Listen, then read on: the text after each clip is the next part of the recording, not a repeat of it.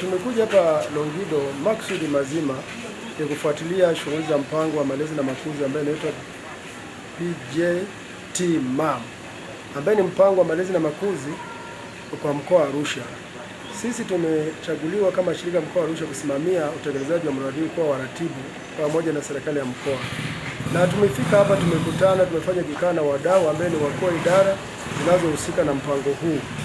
Mpango huu kwa kweli utekelezaji wake ni mzuri, maana unalenga kuimarisha jamii kuhusu malezi na makuzi ya watoto ili baadaye tupate watoto wenye malezi bora waliolelewa kikamilifu. Lengo ni kupata taifa imara, kwa sababu kuna kasoro mbalimbali zimeonekana ambazo zimetokana na sababu mbalimbali za malezi kuanzia nyuma. Lakini serikali kwa juhudi zake imeanzisha mpango ili kuboresha hizi kasoro. Na kwa kweli kwa Longido tumeona juhudi zimefanyika, wamefika mpaka ngazi ya kata. Changamoto ziko chache, lakini angalau kuna juhudi za kueleweka. Cha kufanyika zaidi ni kushirikisha viongozi wa ngazi zote, kuanzia viongozi wa kimila na jamii kwa ujumla kwenye vikao vya jamii ili waweze kupata ujumbe kamili. Kwa sababu ukiangalia viongozi wa serikali wameweza kuelewa vyema, lakini swala ni utekelezaji. Na kwa vile unakuta maeneo ni mapana na rasilimali hazitoshi, tunahisi hiyo tunaiomba serikali endelee kupanga rasilimali kuweza kusaidia viongozi wa serikali kufikia jamii ngazi za chini.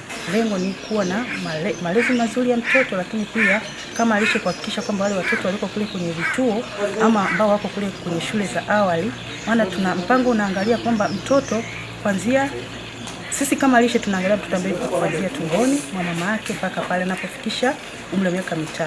Kwa hiyo lengo kubwa ni kwenda kutoa elimu kwa wazazi na walezi, lakini pia kuelewesha walimu namna gani wataweza kufanya kuweka ratiba nzuri za milo ya watoto ili watoto waweze kupata vile virutubishi ambavyo tunasema kwamba ni vya muhimu mtoto kuvipata ili aweze kuwa na afya bora, lakini pia aweze kuwa na uwezo mzuri wa kujifunza darasani. Mdau huyu amekuwa akishiriki kwenye malezi haya kuanzia 0 mpaka miaka 8. Ni kitu ambacho ni kizuri kwa ajili ya kutengeneza jamii bora ijayo, na kazi kubwa kwenda kuelimisha jamii inayohudumia kwamba malezi hayaanzi kwa mtoto akiwa miaka mingi. Malezi yanaanzia kuanzia mimba mpaka mtoto atakapofikia miaka 8. Hapo utakuwa umemsaidia sana kuandaa jamii iliyo bora ya baadaye.